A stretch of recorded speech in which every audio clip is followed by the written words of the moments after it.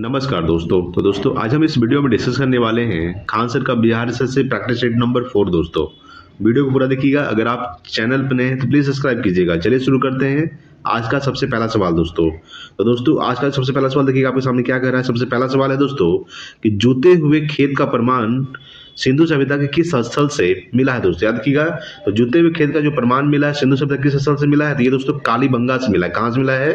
कालीबंगा। ठीक है दोस्तों, कालीबंगा कहाँ स्थित है? राजस्थान में। याद रखिए दोस्तों, लोथल कहाँ है दोस्तों? लोथल जो है गुजरात में है। लोथल क्या है दोस्तों? लोथल बंदरगाह है। ठीक है, याद रखिएगा। अगर बात करें कि लोथल जो है भोगवा नदी किनारे स्थित है। किस नदी? भोगवा नदी किनारे स्थित है लोथल। कालीबंगा दोस्तों राजस्थान में स्थित है। कालीबंगा याद रखिए दोस्तों घरघर नदी किनारे स्थित है। कौन सी नदी? घरघर नदी। ठीक है, तो जूते हुए खेत का जो प्रमाण मिला है कहाँ से मिला है? कालीबंगा से मिला दोस्तों, याद रखिएगा।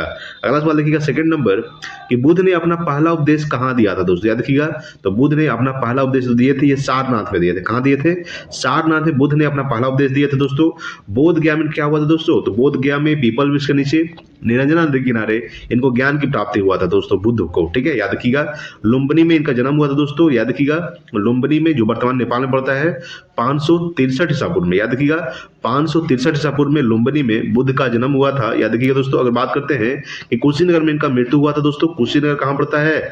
ये उत्तर प्रदेश में पड़ता है। कुशीनगर में 483 ईसापुर में बुद्ध भगवान का मृत्यु हो गया था दोस्तों। ठीक है, याद रखिएगा। तो बुद्ध ने अपना पहला उपदेश कहाँ दिए थे? सारनाथ में। और बुद्ध ने अपने सबसे ज्यादा उपदेश कहाँ दिए थे? श्रावस्ती में दिए थे दोस्तों। ठीक है, याद रखिएगा। अगला दोस्तों 3 नंबर सवाल है कि द्वितीय गोलमेज सम्मेलन में महात्मा गांधी जी के साथ हिस्सा लेने कौन गया था दोस्तों? याद रखिएगा। तो 3 का जो ऑप्शन नंबर याद रखिएगा दोस्तों, सी हो जाएगा सरोजनी नायडू। याद रखिएगा। अगर बात करते हैं कि द्वितीय गोलमेज सम्मेलन में महात्मा गांधी जी के साथ हिस्सा लेने कौन गए थे? सरोजनी नायडू गए थे। याद रखिए दोस्तों। देखिए प्रथम गोलमेज सम्मेलन कब हुआ था दोस्तों? याद रखिएगा 1930 में हुआ था। प्रथम गोलमेज सम्मेलन 1930, द्वितीय गोलमेज सम्मेलन 1931 में हुआ था दोस्तों, और तृतीय जो गोलमेज सम्मेलन हुआ था ये 1932 में हुआ था। तीनों गोलमेज सम्मेलन में कौन भाग लिए थे? डॉक्टर भीमराव अम्बेडकर ने तीनों गोलमेज सम्मेलन में भाग लिए थे। और याद रखिए दोस्तों कि सवाल पूछता है कि महात्मा गांधी ने कौन से गोलमेज सम्मेलन में भाग लिए थे? तो महात्मा गांधी ने द्वितीय गोलमेज सम्मेलन में भाग लिए थे। द्वितीय गोलमेज सम्मेलन में। ठीक है, यानी कि द्वितीय गोलमेज सम्मेलन में महात्मा गांधी ने भाग लिए थे। याद रखिएगा। अगर बात करते हैं कि द्वितीय गोलमेज सम्मेलन में महात्मा गांधी जी के साथ हिस्सा लेने कौन गया था? सरोजनी नायडू। ठीक है, याद रखिए दोस्तों सरदार पटेल को प्रारूप समिति के अध्यक्ष कौन थे दोस्तों? तो सरदार वल्लभ भाई पटेल थे। याद रखिएगा। बात करते हैं कि जवाहरलाल नेहरू के बारे में बात करें, भारत के प्रथम प्रधानमंत्री कौन थे दोस्तों? जवाहरलाल नेहरू, जो 1947 से लेकर 1964 तक प्रधानमंत्री रहे थे जवाहरलाल नेहरू।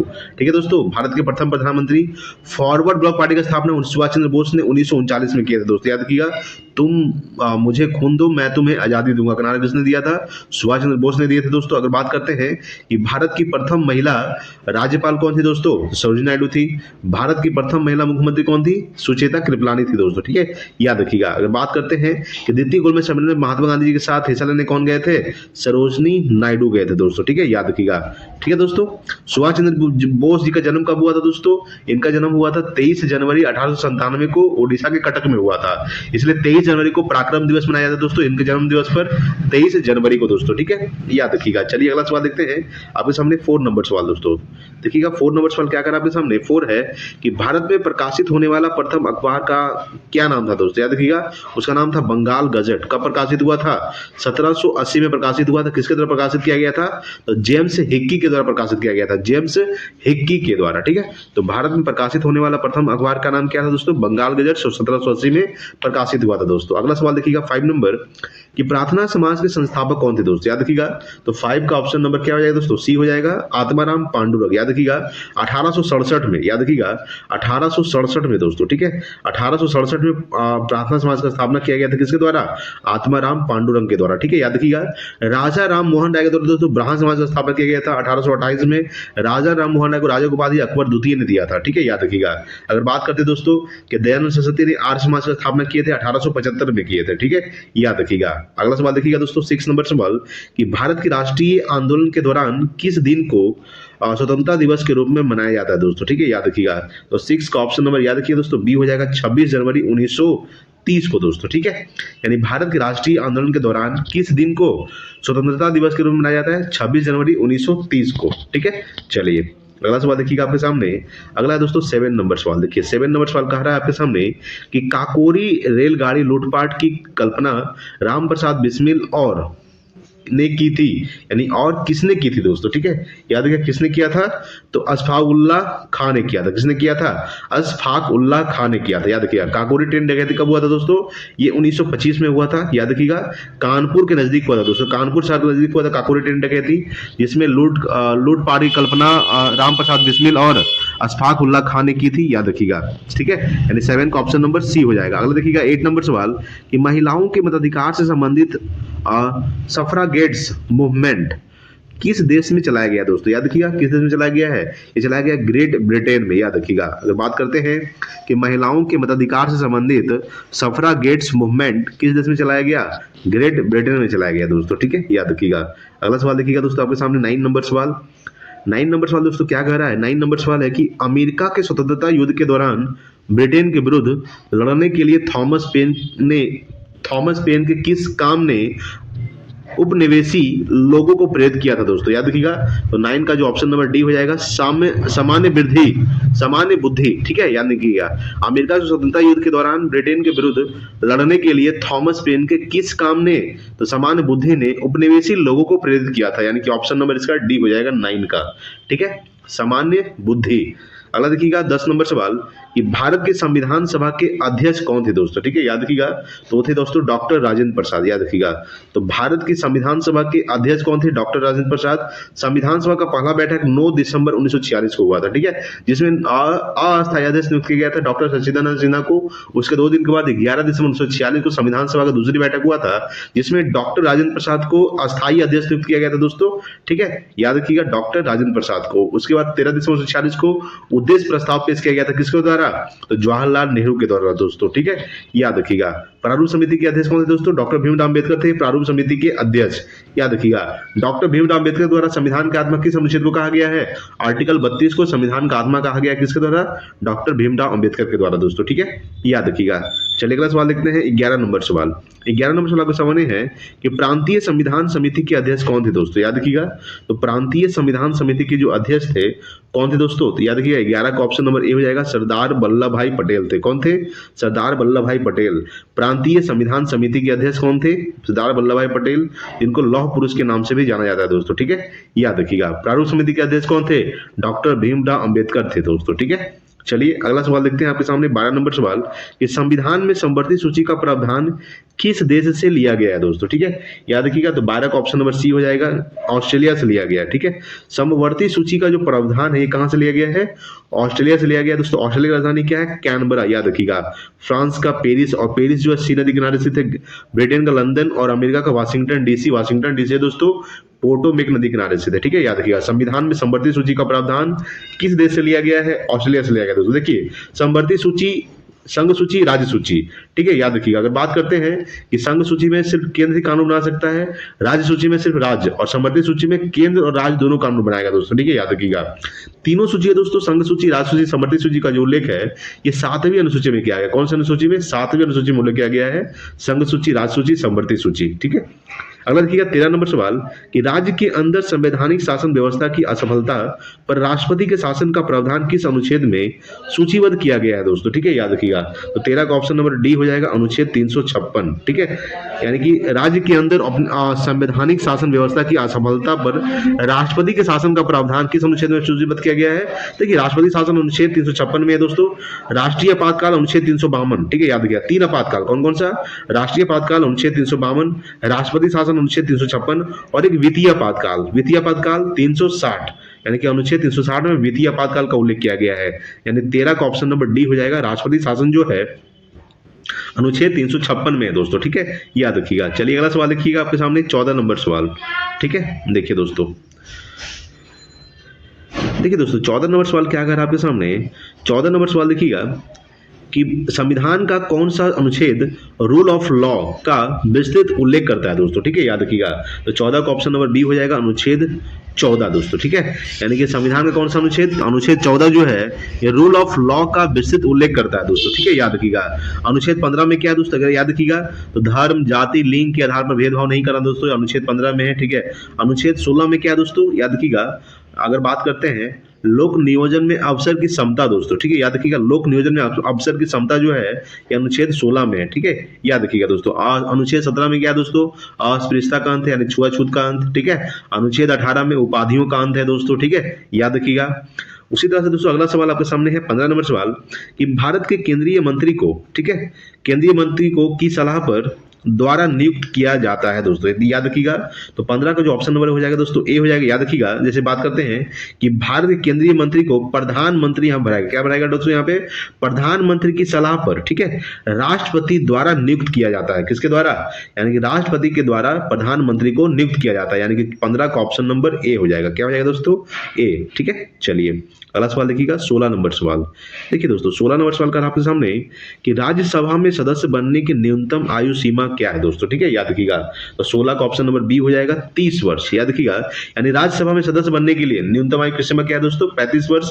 राष्ट्रपति बनने के लिए दोस्तों 35 वर्ष, ठीक है, राष्ट्रपति बनने के लिए 35 वर्ष, याद रखिएगा। अगर बात करते हैं कि प्रधानमंत्री बनने के लिए 25 वर्ष न्यूनतम उम्र दोस्तों, और मुखिया ग्राम पंचायत में मुखिया बनने के लिए कितना, 21 वर्ष, ठीक है।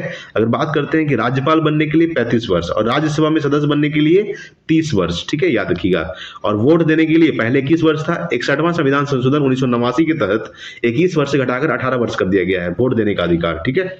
अगला देखिएगा 17 नंबर सवाल कि पंचायत चुनाव के लिए योग्य व्यक्ति के लिए निर्धारित न्यूनतम आयु सीमा क्या है दोस्तों, ठीक है। यानी पंचायत चुनाव के लिए योग्य व्यक्ति के लिए निर्धारित न्यूनतम आयु सीमा क्या है, तो 17 का ऑप्शन नंबर क्या हो जाएगा दोस्तों, ए हो जाएगा 21 वर्ष, ठीक है। अभी बताएं आपको कि पंचायत चुनाव के लिए यानी मुखिया बनने के लिए, ठीक है दोस्तों, इसका उम्र कितना है, 21 वर्ष है, याद रखिएगा।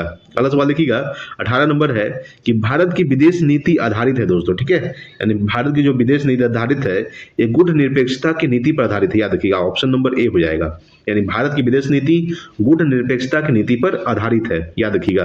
अगला सवाल देखिएगा दोस्तों 19 नंबर सवाल। 19 नंबर सवाल आपके सामने कह रहा है कि संयुक्त राष्ट्र महासभा में पहली बार हिंदी में कौन बोला था दोस्तों, ठीक है, याद रखिएगा।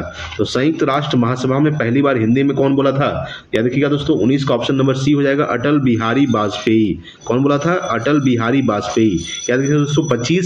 25 दिसंबर को दोस्तों, 25 दिसंबर को अटल बिहारी वाजपेयी जन्म दिवस पर सुशासन दिवस मनाया जाता है, 25 दिसंबर को, याद रखिएगा।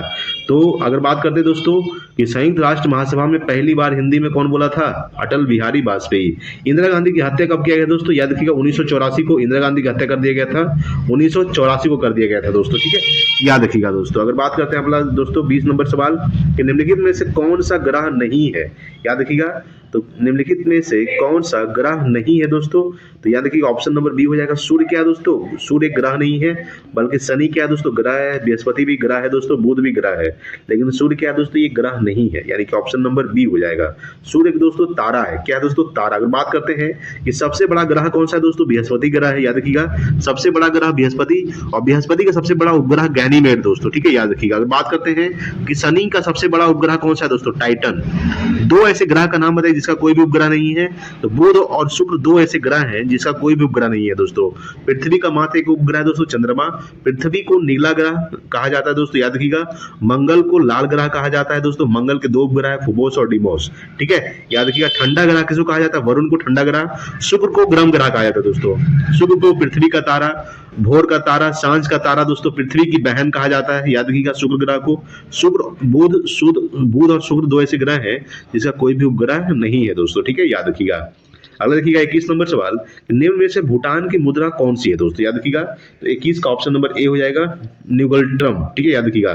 निगोल्ट्रम जो है दोस्तों ये भूटान की मुद्रा। भूटान की राजधानी क्या होता है दोस्तों, भूटान की राजधानी थिम्पू होता है। डॉलर किसका है दोस्तों, याद रखिएगा, डॉलर जो है ये अमेरिका का है, ठीक है। चलिए रुपया किसका है दोस्तों, भारत का। अगला देखिएगा आपके सामने 22 नंबर सवाल देखिए दोस्तों। 22 नंबर सवाल क्या कर रहा है, 22 है कि ऊपरी वायुमंडल निम्नलिखित में से कौन सी ग्रीन हाउस गैस नहीं है दोस्तों, यानी ऊपरी वायुमंडल निम्नलिखित में से कौन सी ग्रीन हाउस गैस नहीं है। तो 22 का ऑप्शन नंबर बी हो जाएगा, सल्फर डाइऑक्साइड। क्या दोस्तों, ये क्या है, ग्रीन हाउस गैस नहीं है बल्कि कार्बन डाइऑक्साइड क्या है दोस्तों, ये ग्रीन हाउस गैस है।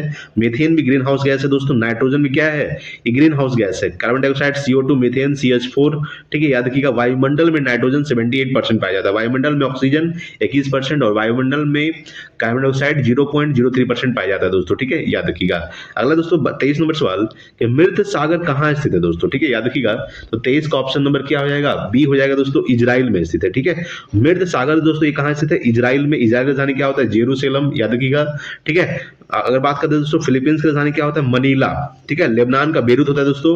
और याद रखिए दोस्तों, अगर बात करते हैं कि मृत सागर कहाँ स्थित है, इजराइल में स्थित है मृत सागर। अगर बात करते हैं दोस्तों, देखिएगा 23 का ऑप्शन नंबर बी हो जाएगा। अगर देखिएगा 24 नंबर सवाल कि सोमासी प्रवाह देखा जाता है, ठीक है, याद रखिएगा, सोमासी प्रवाह देखा जाता है। अगर बात करते हैं इसका कहाँ देखा जाता है दोस्तों, यानी कि 24 का जो ऑप्शन हो जाएगा दोस्तों, याद रखिएगा, बी हो जाएगा, हिंद महासागर में, ठीक है। यानी कि सुमासी प्रवाह देखा जाता है, ऑप्शन नंबर बी हो जाएगा, हिंद महासागर में सुमासी प्रवाह। सबसे गहरा महासागर कौन सा है दोस्तों, प्रशांत महासागर, जो सबसे गहरा महासागर है, याद रखिएगा, प्रशांत महासागर का मेरियाना ट्रेंच सबसे गहरा है दोस्तों, याद रखिएगा। यानी कि 24 का ऑप्शन नंबर बी हो जाएगा, सुमासी प्रवाह देखा जाता है हिंद महासागर में, ठीक है, याद रखिएगा, 24 का ऑप्शन नंबर बी। चलिए अगला देखते हैं आपके सामने।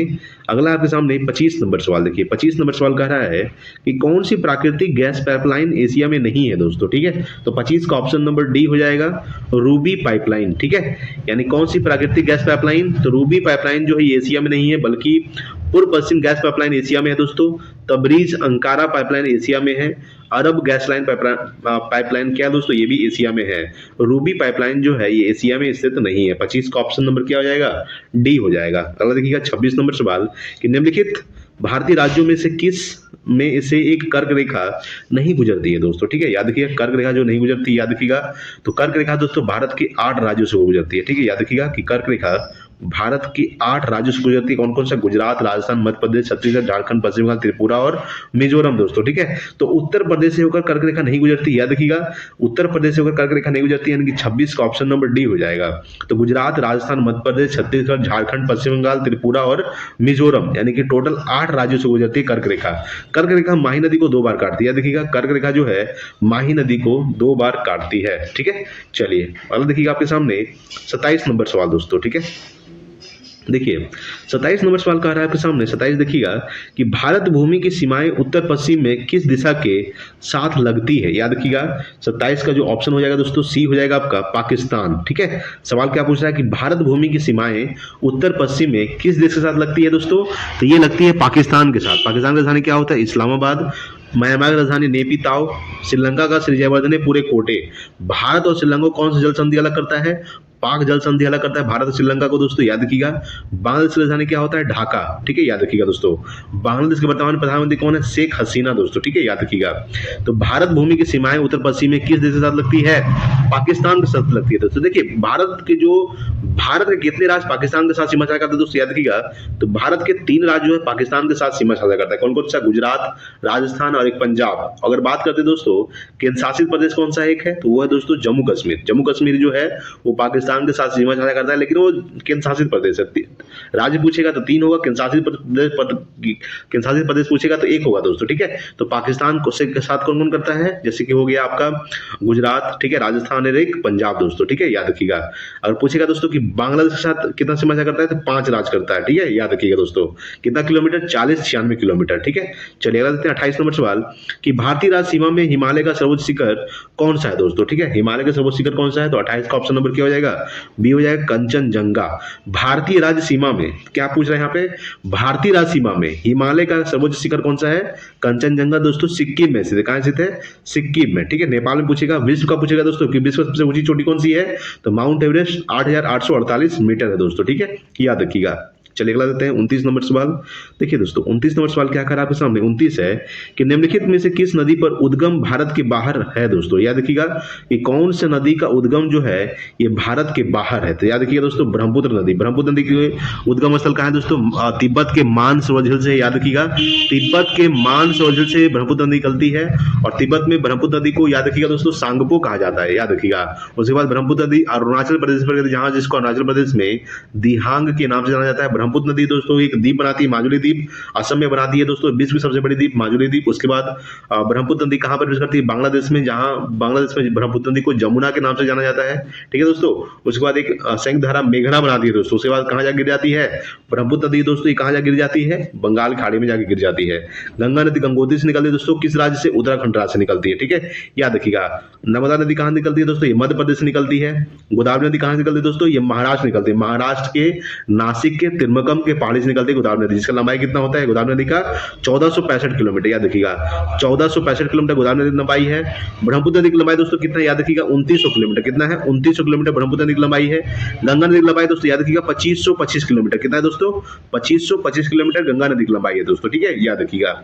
चलिए अगला देते हैं दोस्तों 30 नंबर सवाल, निम्न में से कौन सा जानवर भारत में स्थानीय प्रजाति, यानी कि वो जानवर जो केवल एक ही भौगोलिक क्षेत्र में रहते हैं, यानी कि स्थानीय प्रजाति का उदाहरण नहीं है दोस्तों, ठीक है। यानी 30 का जो ऑप्शन हो जाएगा दोस्तों डी हो जाएगा गाय। क्या दोस्तों, गाय जो है ये स्थानीय प्रजाति, यानी वो जानवर जो केवल एक ही भौगोलिक क्षेत्र में रहते हैं, ये गाय नहीं है, ठीक है, बल्कि कौन सा है, एक सिंगी गैंड है दोस्तों, बंगाल टाइगर है और मिथुन, ठीक है दोस्तों, कौन सा है, मिथुन, ठीक है। यानी कि 30 का ऑप्शन नंबर डी हो जाएगा, इसका उदाहरण नहीं है कौन, स्थानीय प्रजाति का गाय, ठीक है। चलिए अगला सवाल देखिएगा आपके सामने 31 नंबर सवाल।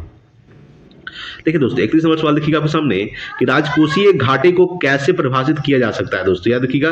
तो 31 का ऑप्शन नंबर याद रखिएगा दोस्तों सी हो जाएगा, और राजकोषीय घाटा इक्वल टू कुल व्यय, ठीक है, यानी कि राजस्व प्राप्ति प्लस गैर पूंजीगत प्राप्ति, यानी कि ऑप्शन नंबर सी हो जाएगा किसका, 31 का। चलिए अगला देखते हैं 32 नंबर सवाल, ठीक है। 32 नंबर सवाल देखिएगा, 32 है कि विद्यालय की इमारत के रख रखाव पर किया जाने वाला खर्च है दोस्तों, ठीक है, यानी विद्यालय की इमारत के रखरखाव पर किया जाने वाला खर्च है, याद रखिएगा 32 का ऑप्शन नंबर डी हो जाएगा। पूंजीगत एवं विकास व्यय दोनों है, पूंजीगत एवं विकास व्यय दोनों है दोस्तों, ठीक है, 32 का ऑप्शन नंबर डी। अगला देखिए 33 नंबर सवाल कि मान्यता अनुसार महाभारत की लड़ाई कुरुक्षेत्र में कितने दिन तक लड़ी गई थी दोस्तों, याद रखिएगा। तो ऑप्शन सी हो जाएगा 18 दिन तक लड़ी गई थी, ठीक है, याद रखिएगा। महाभारत की जो लड़ाई है कुरुक्षेत्र में, कुरुक्षेत्र कहाँ पड़ता है, हरियाणा में, ठीक है, कितने दिन तक लड़ी गई थी, ये लड़ा गया था 18 दिन तक, ठीक है। चलिए अगला सवाल देखिएगा आपके सामने 34 नंबर सवाल दोस्तों, 34 नंबर सवाल देखिएगा कि फासिज्म विश्वास करता है, ठीक है, यानी 34 का ऑप्शन नंबर क्या हो जाएगा, सी हो जाएगा, एक दल की प्रणाली में, ठीक है, यानी फासिज्म विश्वास करता है एक दल की प्रणाली में, यानी 34 का ऑप्शन नंबर सी हो जाएगा।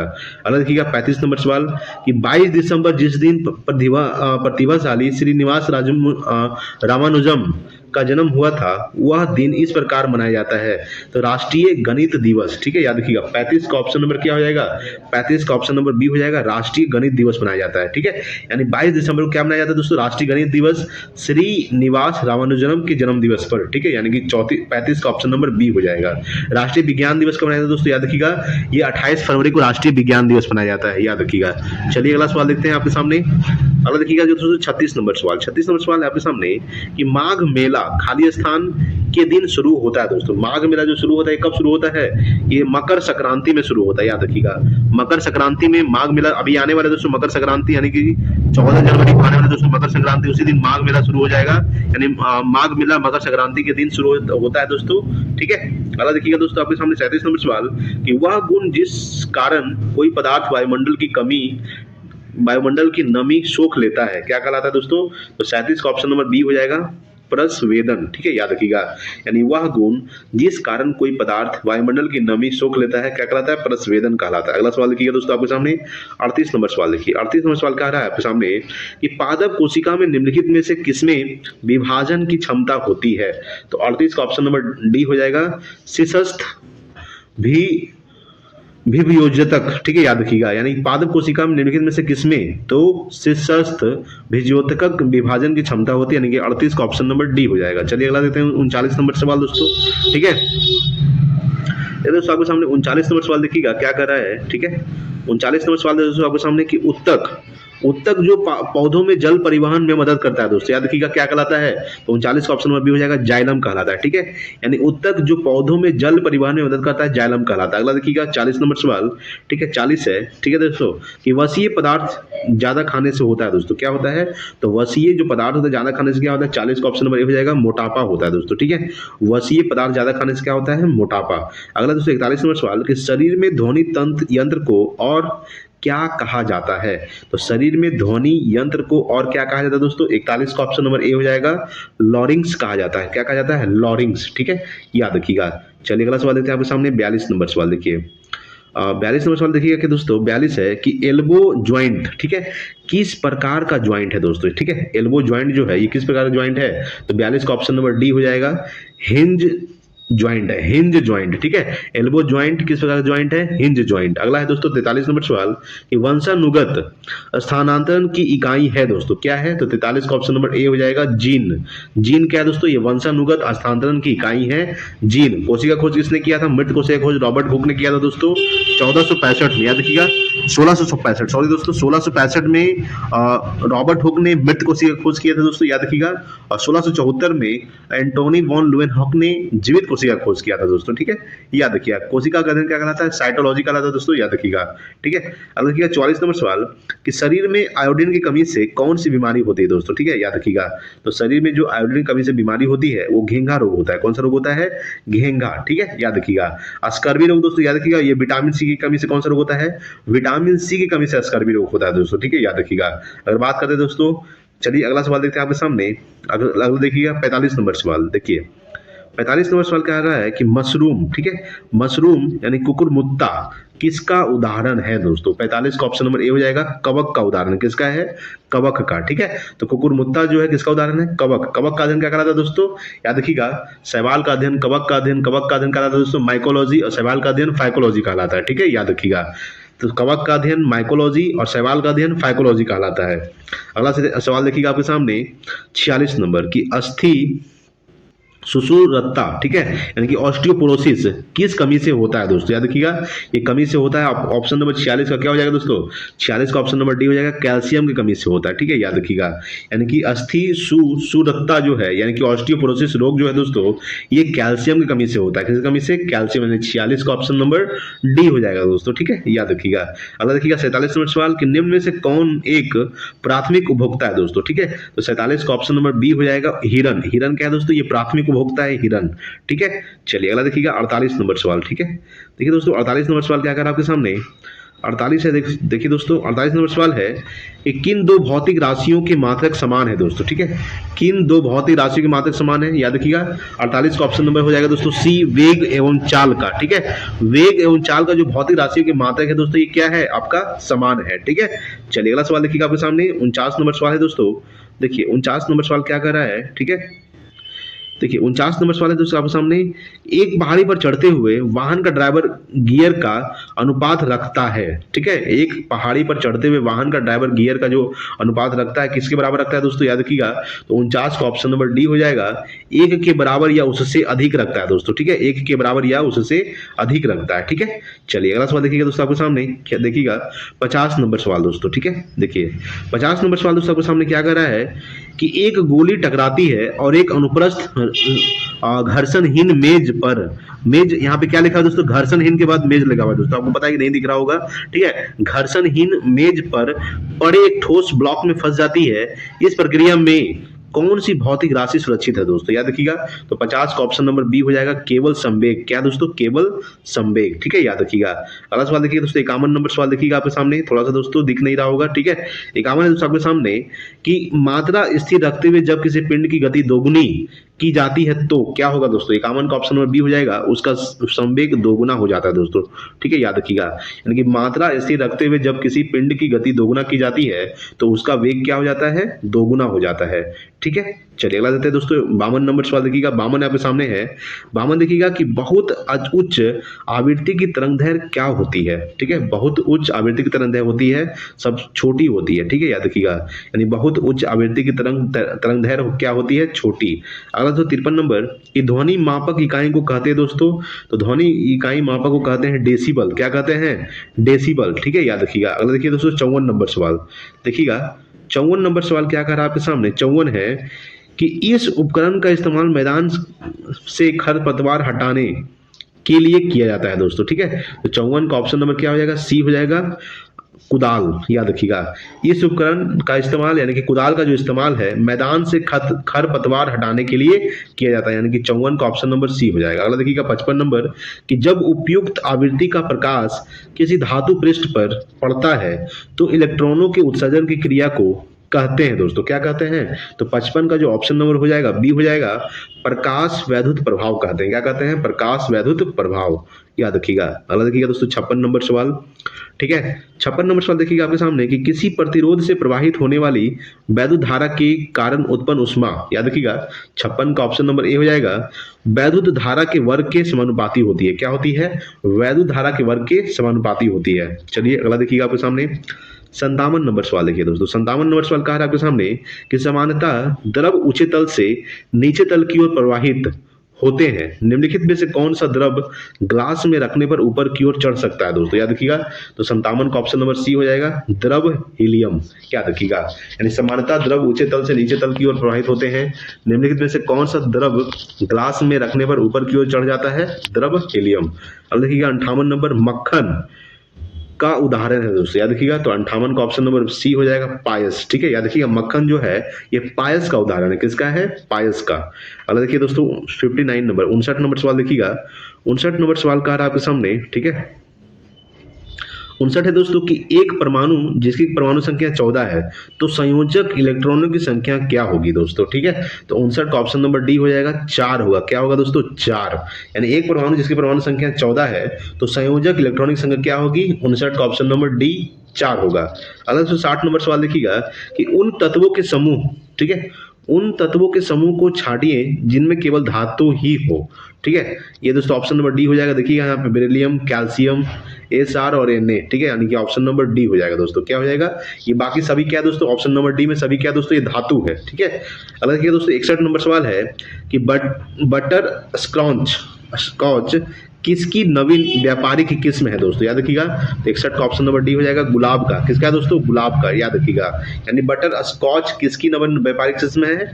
गुलाब का। चलिए अगला सवाल देखिएगा आपके सामने 62 नंबर 62 है दोस्तों आपके सामने कि संयोजक यौगिक, ठीक है, संयोजक और यौगिक के गलनांक एवं क्वथनांक कुछ होते हैं। क्या होते हैं दोस्तों? यानी कि ऑप्शन नंबर ए हो जाएगा। यानी संयोजक यौगिक के गलनांक एवं क्वथनांक क्या होते हैं? उच्च होते हैं। अगला देखिएगा 63 नंबर कि बोरिक एसिड और बोरेक्स बफर मिश्रण का पीएच रेंज क्या है दोस्तों, ठीक है। तो 63 का ऑप्शन नंबर सी हो जाएगा, 6.8 से 9.2 तक है। क्या है दोस्तों? 6.8 से 9.2 तक है। अगला देखिएगा आपके सामने 64 नंबर सवाल देखिए। 64 नंबर सवाल आपके सामने है कि निम्न में से किस अणु आयन में अयुग्मित इलेक्ट्रॉन नहीं होते हैं? तो 64 का ऑप्शन नंबर सी हो जाएगा दोस्तों, ठीक है। क्या हो जाएगा? 64 का ऑप्शन नंबर सी हो जाएगा। देखिएगा 65 नंबर सवाल कि स्टेनलेस स्टील के निर्माण में स्टील में कौन सी अधातु मिलाई जाती है दोस्तों, याद रखिएगा। तो 65 का ऑप्शन नंबर सी हो जाएगा, कार्बन मिलाई जाती है, याद रखिएगा। यानी स्टेनलेस स्टील के निर्माण में स्टील में कौन सी धातु मिलाई जाती है? कार्बन मिलाई जाती है। अगला देखिएगा दोस्तों आपके सामने 66 नंबर सवाल देखिएगा, ठीक है। 66 नंबर सवाल आपके सामने है दोस्तों।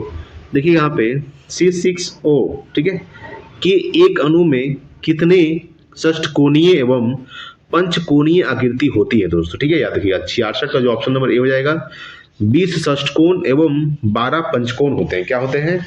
20 षष्ठकोण एवं 12 पंचकोण होते हैं। यानी 66 का ऑप्शन नंबर ए हो जाएगा। चलिए अगला देते हैं दोस्तों 67 नंबर सवाल, ठीक है। देखिए दोस्तों 67 नंबर सवाल क्या कह रहा है आपके सामने। 67 नंबर सवाल है कि ओदंतपुर शिक्षा केंद्र में से किस राज्य में अवस्थित था दोस्तों, याद रखिएगा। तो 67 का ऑप्शन नंबर बी हो जाएगा, बिहार में है, याद रखिएगा। यानी ओदंतपुर शिक्षा केंद्र निम्न में से किस राज्य में अवस्थित था? बिहार में। अगला है दोस्तों 68 सोन एवं, ठीक है, सोन और गंगा नदी का संगम बिहार के किस जिला में स्थित है दोस्तों, याद रखिएगा। तो 68 का ऑप्शन नंबर बी हो जाएगा, पटना में है दोस्तों, ठीक है, याद रखिएगा। यानी सोन और गंगा नदी का संगम बिहार के किस जिला में है? पटना में है दोस्तों। 68 का ऑप्शन नंबर बी हो जाएगा। अगला देखिएगा दोस्तों 69 नंबर सवाल देखिए। 69 है आपके सामने कि प्रधानमंत्री नरेंद्र मोदी ने राजस्थान के किस शहर में महा जनसंपर्क अभियान शुरू किया है दोस्तों, याद रखिएगा। तो 69 का ऑप्शन नंबर ए हो जाएगा, अजमेर में, ठीक है। प्रधानमंत्री नरेंद्र मोदी ने राजस्थान के किस शहर में? तो अजमेर में महा जनसंपर्क अभियान शुरू किया है। अगला दोस्तों आपके सामने 70 नंबर, हाल ही में बालासोर में एक बड़ा हादसा हुआ है। बालासोर किस राज्य में स्थित है दोस्तों? याद रखिएगा ये ओडिशा में है। कहाँ स्थित है दोस्तों? बालासोर ओडिशा में। ओडिशा का स्थापना 1 अप्रैल 1936 को हुआ था, ये ओडिशा का स्थापना, ठीक है। ओडिशा पहले बिहार में था दोस्तों, बिहार से अलग होकर स्थापना हुआ था 1 अप्रैल 1936 को। वर्तमान में ओडिशा के मुख्यमंत्री है नवीन पटनायक और राज्यपाल है दोस्तों गणेशी लाल, ठीक है, याद रखिएगा। झारखंड का स्थापना 2000 ईस्वी में हुआ था दोस्तों, ठीक है, याद रखिएगा। तो 70 का ऑप्शन नंबर सी हो जाएगा। चलिए अगला देते हैं दोस्तों 71 नंबर सवाल। देखिएगा 71 नंबर सवाल का है आपके सामने, इनमें से किसे नोबेल शांति पुरस्कार 2019 से सम्मानित किया गया है दोस्तों, ठीक है। तो 71 का ऑप्शन नंबर ए हो जाएगा अबी अहमद अली को, ठीक है, याद रखिएगा अबी अहमद अली को, ठीक है, नोबेल शांति पुरस्कार 2019 से सम्मानित किया गया है। अब देखिएगा 72 नंबर की राष्ट्रीय आंदोलन के दौरान पहला स्वतंत्रता दिवस किस तिथि को मनाया गया था? याद रखिएगा 72 का ऑप्शन नंबर क्या हो जाएगा? डी हो जाएगा, 26 जनवरी 1930 को मनाया गया था। ये सवाल रिपीटेड है दोस्तों, ये सवाल पहले हो चुका है, ठीक है। ये सवाल क्या है दोस्तों? रिपीटेड है, यानी कि राष्ट्रीय आंदोलन के दौरान पहला स्वतंत्रता दिवस किस तिथि को मनाया गया था? 26 जनवरी 1930 को मनाया गया था। चलिए अगला सवाल देखते हैं आपके सामने 73 नंबर। देखिएगा 73 नंबर सवाल है कि भारत के मुख्य चुनाव आयुक्त और चुनाव आयुक्तों की नियुक्ति कौन करता है दोस्तों? याद रखिएगा। तो 73 का ऑप्शन नंबर डी हो जाएगा दोस्तों, भारत के राष्ट्रपति करते हैं। कौन करते हैं? भारत के राष्ट्रपति। भारत के मुख्य चुनाव आयुक्त और चुनाव आयुक्तों की नियुक्ति भारत के राष्ट्रपति करते हैं। अगला देखिएगा 74 नंबर, इनमें से कौन सा भारत का पहला रिएक्टर है जिसे अंडर 233 U-233 को ईंधन के रूप में उपयोग करने के लिए डिजाइन किया गया है? यहाँ पे यूरेनियम 233 है दोस्तों। क्या है? यूरेनियम 233 इस्तेमाल किया गया दोस्तों। 74 का जो ऑप्शन हो जाएगा वो बी हो जाएगा दोस्तों, कामिनी, ठीक है, याद रखिएगा कामिनी। यानी इनमें से कौन सा भारत का पहला रिएक्टर है? तो कामिनी जो है, जिसे यूरेनियम 233 को ईंधन के रूप में उपयोग करने के लिए डिजाइन किया गया था। चलिए अगला देखते हैं आपके सामने 75 नंबर सवाल। देखिएगा 75 नंबर सवाल कह रहा है आपके सामने, भारत के प्रथम मानव रहित चंद्र अन्वेषक चंद्रयान प्रथम को कहां से प्रक्षेपित किया गया था दोस्तों? याद रखिएगा। तो 75 का ऑप्शन नंबर डी हो जाएगा, श्री हरिकोटा से। कहां से किया गया था? श्री हरिकोटा से किया गया था। 75 का ऑप्शन नंबर क्या हो जाएगा? डी। अगला देखिएगा 76 नंबर कि निम्नलिखित में से कौन 1923 में गठित स्वराज पार्टी के संस्थापक सदस्यों में से एक थे दोस्तों? याद रखिएगा। तो 76 का ऑप्शन नंबर ए हो जाएगा, CR दास, चित्तरंजन दास, ठीक है। चित्तरंजन दास से मोतीलाल नेहरू ने 1923 में स्वराज पार्टी का स्थापना किए थे, ठीक है, याद रखिएगा। चलिए अगला देखते हैं दोस्तों 77 नंबर सवाल। देखिएगा 77 है दोस्तों आपके सामने कि इनमें से किसे खान ए खाना की उपाधि से सम्मानित किया गया था दोस्तों? याद रखिएगा। तो 77 का ऑप्शन नंबर सी हो जाएगा, बैरम खां को, ठीक है।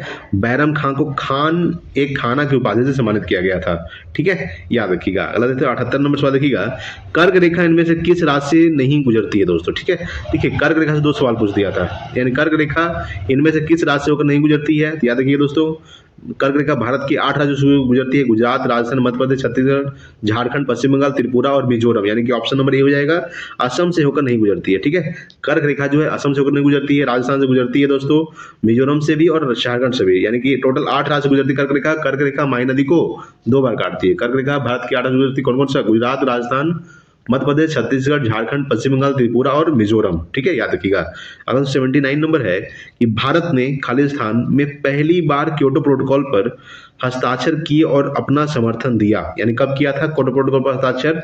तो 79 का जो ऑप्शन हो जाएगा दोस्तों सी हो जाएगा, अगस्त 2002 को, ठीक है, यानी भारत ने अगस्त 2002 में पहली बार क्योटो प्रोटोकॉल पर हस्ताक्षर किए और अपना समर्थन दिया। अगला देखते हैं 80 नंबर सवाल। देखिएगा 80 आपके सामने है कि भारत में सूखा प्रवण क्षेत्र कार्यक्रम ड्राउट प्रोन एरिया प्रोग्राम किस पंचवर्षीय योजना की अवधि के दौरान शुरू किया गया था दोस्तों? ठीक है, याद रखिएगा। तो 80 का ऑप्शन नंबर बी हो जाएगा, चौथी पंचवर्षीय योजना के दौरान शुरू किया गया था। कौन सी पंचवर्षीय योजना?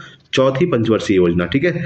अब देखिएगा 81 नंबर देखिएगा दोस्तों क्या कर रहा है, 81 आपके सामने सवाल है दोस्तों कि विश्व छात्र दिवस यानी कि वर्ल्ड स्टूडेंट डेज कब मनाया जाता है दोस्तों? ठीक है, तो विश्व छात्र दिवस जो मनाया जाता है ये मनाया जाता है 15 अक्टूबर को, याद रखिएगा 15 अक्टूबर को विश्व छात्र दिवस मनाया जाता है दोस्तों, ठीक है। अगला देखिए दोस्तों 82 नंबर कि श्री लिंगराज मंदिर किस शहर में स्थित है दोस्तों? तो ये भुवनेश्वर में स्थित है दोस्तों, ठीक है। भुवनेश्वर राजधानी किसका? उड़ीसा का। तो भुवनेश्वर में ही श्री लिंगराज मंदिर है। लिंगराज मंदिर का स्थापना किसने किया था? तो ययाति ने किया था। किसने किया था? ययाति एक राजा थे जिन्होंने लिंगराज मंदिर का निर्माण किया था भुवनेश्वर में। ठीक है, कहाँ से थे? भुवनेश्वर में। कोणार्क मंदिर कहाँ से दोस्तों? ये भी उड़ीसा में स्थित है। कोणार्क मंदिर उड़ीसा में है। ठीक है, कोणार्क मंदिर को ब्लैक पैगोडा के नाम से भी जाना जाता है। कोणार्क मंदिर का निर्माण किसने करवाया था? याद रखिए दोस्तों, कोणार्क मंदिर का निर्माण करवाया था श्री नरसिम्हदेव वर्मन प्रथम ने करवाया था। किसने करवाया था? नरसिम्हदेव वर्मन प्रथम ने। द्वारका गुजरात में थे दोस्तों। कहाँ से थे? द्वारका गुजरात में स्थित है। ठीक है, याद रखिएगा। और देखिएगा 83 नंबर कि निम्नलिखित में से किस भारतीय राज्य में नाभिकीय संयंत्र न्यूक्लियर प्लांट स्थित नहीं है दोस्तों? ठीक है, याद रखिएगा। तो 83 का ऑप्शन नंबर याद रखिए दोस्तों, ए हो जाएगा। बिहार में नहीं है। ठीक है, बल्कि महाराष्ट्र में भी है दोस्तों, राजस्थान में भी है और तमिलनाडु में भी। याद रखिएगा। तो किस भारतीय राज्य में नहीं है नाभिकीय संयंत्र? बिहार में नहीं है। 83 का ऑप्शन नंबर ए। अब देखिएगा 84 नंबर सवाल देखिएगा। ठीक है, देखिए दोस्तों 84 नंबर सवाल आपके सामने क्या कर रहा है? 84 नंबर सवाल देखिए दोस्तों, संवैधानिक उपचार का अधिकार संविधान का हृदय और आत्मा है, यह कथन किसका है दोस्तों? ठीक है, ये दोस्तों डॉक्टर भीमराव अम्बेडकर का। ठीक है, यानी 84 का ऑप्शन नंबर क्या हो जाएगा? बी हो जाएगा। डॉक्टर भीमराव अम्बेडकर के तहत संवैधानिक उपचारों का जो अधिकार है दोस्तों, आर्टिकल 32 को संविधान का हृदय या फिर संविधान का आत्मा कहा गया है। ठीक है, याद रखिएगा, डॉक्टर भीमराव अम्बेडकर के द्वारा। ठीक है, याद रखिएगा। अगला देखिएगा दोस्तों आपके सामने 85 नंबर सवाल देखिएगा। ठीक है दोस्तों, 85 नंबर सवाल क्या कर आपके सामने कि इनमें से कौन सी संयुक्त राष्ट्र एजेंसी परमाणु प्रौद्योगिकी के सुरक्षा एवं शांतिपूर्ण उपयोग के लिए जवाबदेह है दोस्तों? ठीक है, याद रखिएगा। 85 का ऑप्शन नंबर क्या हो जाएगा दोस्तों?